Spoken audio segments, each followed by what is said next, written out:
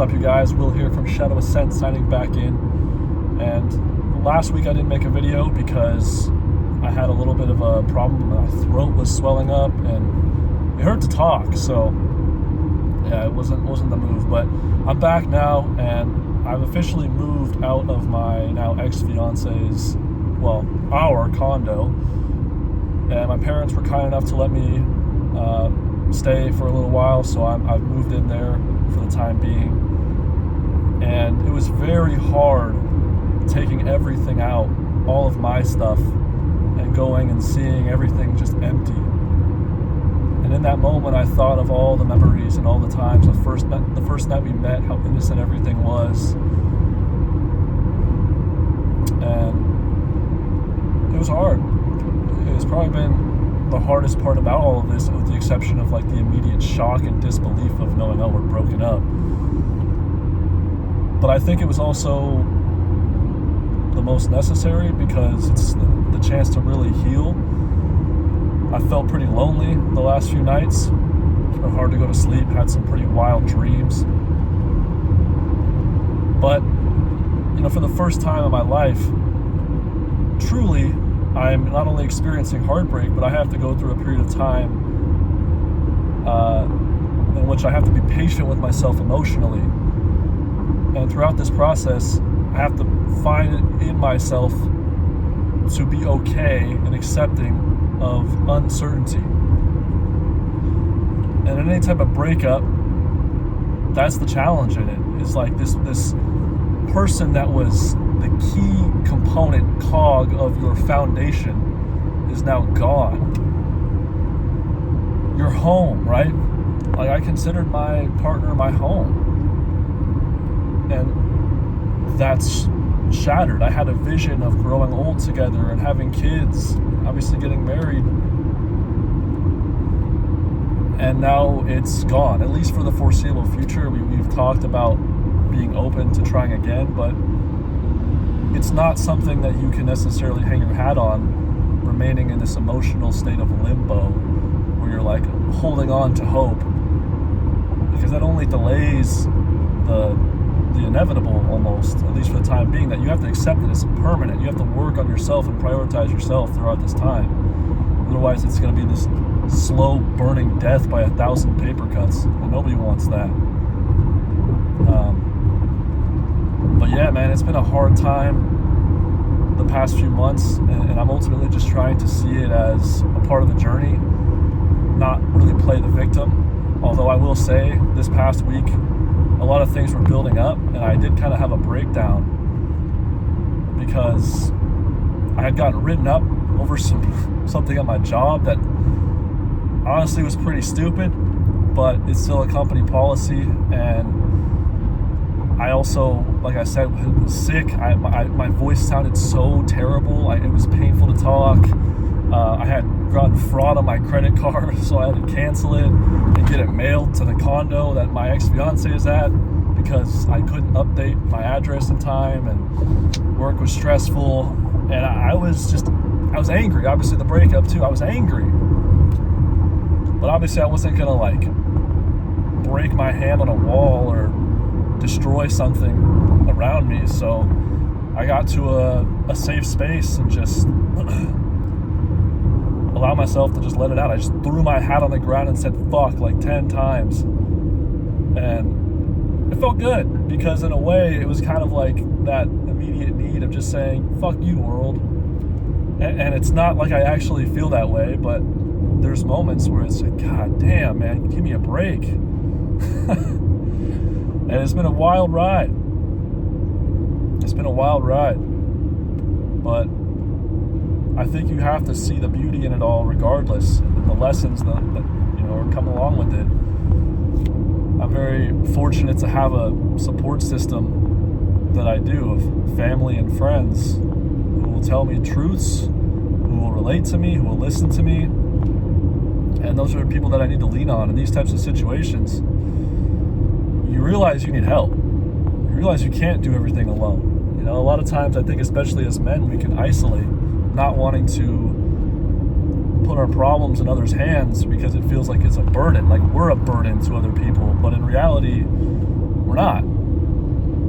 Especially when you're dealing with something like heartbreak or loss, something very severe in your life, catastrophic, and something that you never dealt with, you have to reach out.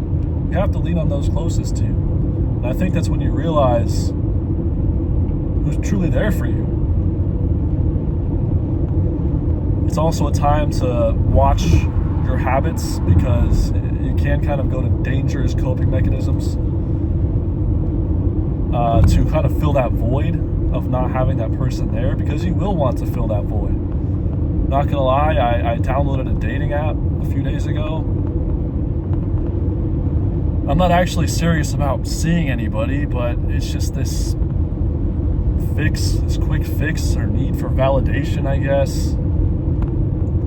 And it's kind of lame, but you know, I'd rather be honest about it. It is what it is. I don't feel shameful or anything like that. I'm not at a point where I'm obviously ready to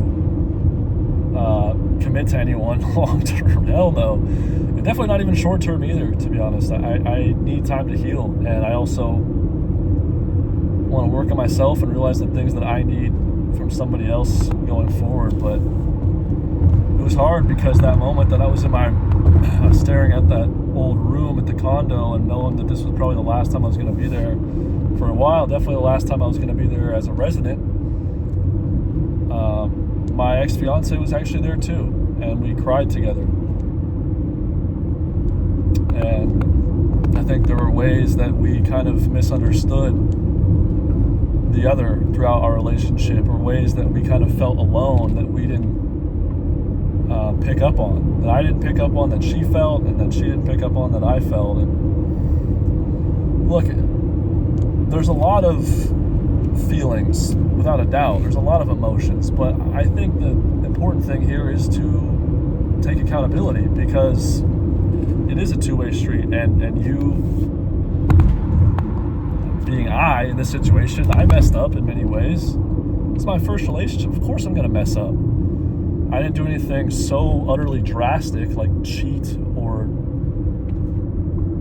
I don't know, just betray her in some way. But still, there's a lot of things that I did that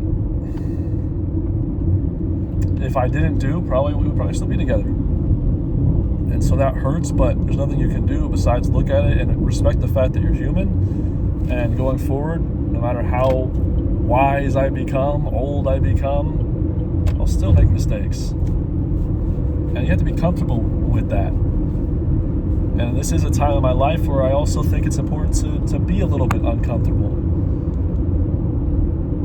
I'm actually going camping with some friends this week, starting in a couple days, and that'll be a really good opportunity to kind of just get a little bit of a respite from everything and just be outside in nature, reflect upon everything.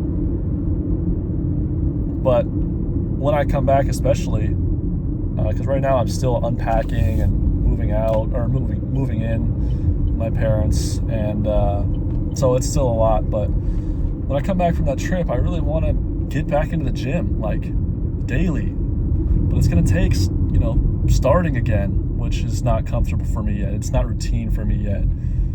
It's going to take discipline of staying consistent on days where I've been at work. I don't want to go to the gym. Long days, long commutes, but it's a very important part of my life. And I remember at times when I've been very aligned and balanced, it has largely been centered around that, or at least that has been a key component of it.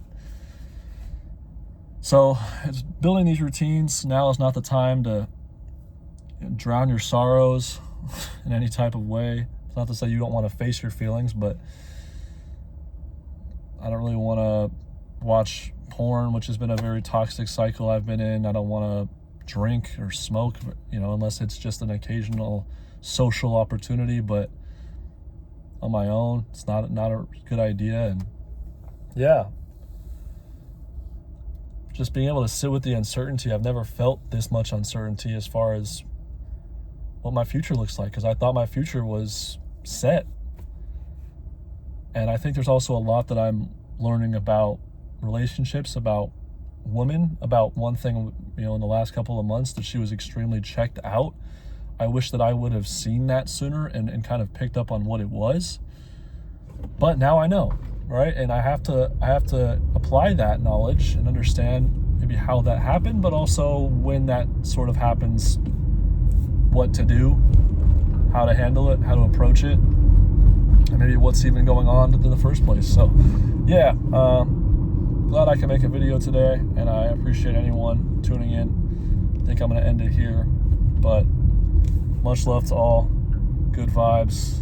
Keep going, man. Keep going. Peace.